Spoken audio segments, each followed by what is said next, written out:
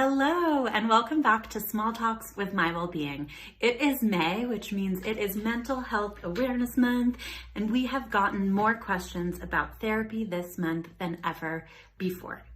One of the leading questions is, how do I know what type of therapy is really right for me? So with a lot of things, this is going to vary according to who you are, according to what your needs are. And something that might be surprising is the answer to this may also vary for any given individual in different parts of their own journey and different parts of their own life.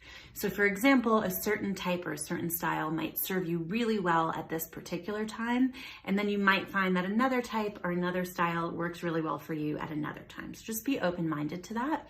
And in general, when you're thinking about what type works best for me, if you have been to therapy before and have had a positive experience, you might want to reach out to that provider or look at their web presence to learn what was their training, what style were they using, and you might want to replicate that.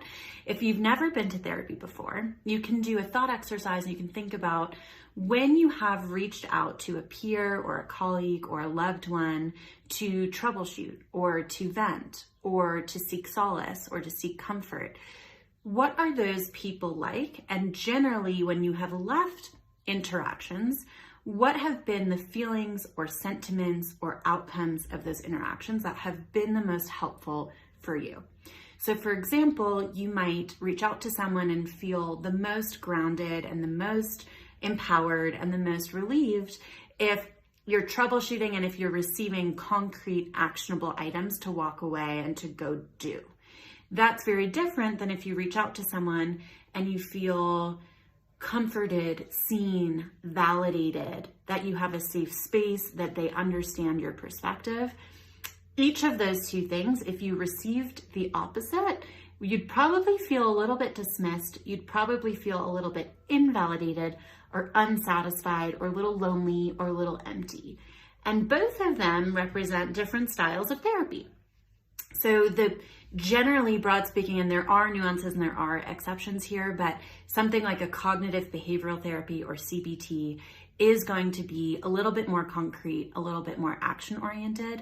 Something like psychodynamic therapy or psychoanalytic therapy is going to be a bit more relational, a bit more fluid, a bit more looking at patterns and insights and understandings. You're not necessarily going to walk out of every session with a concrete to-do list or with exercises to do between session.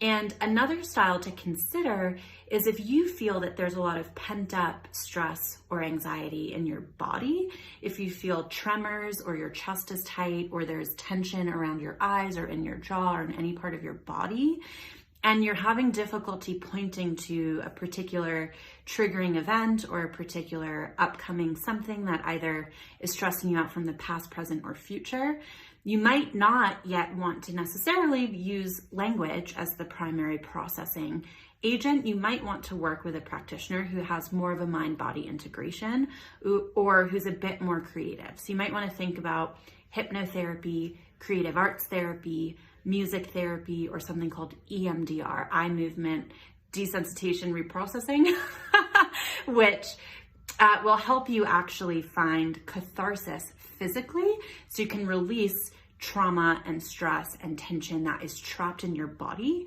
and find some catharsis from that over time through repetitive motions and through the guidance of your therapist and the partnership of your therapist. So that is a good place to start as it comes to technique. As it comes to identity, you might find sometimes we assume that people who look or sound or feel similar to ourselves, sometimes we lean toward being most comfortable with those people. Other times there might be aspects of our identity that we're still learning and still processing and still accepting. And sometimes we want to work with someone who's actually quite different than us to have a safe space where we don't feel like the parts of our identity that we share are going to be a source of judgment or shame.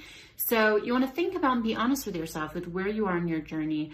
Is it important to you that you share a gender identity, sexual orientation, racial identity, religious identity with your provider?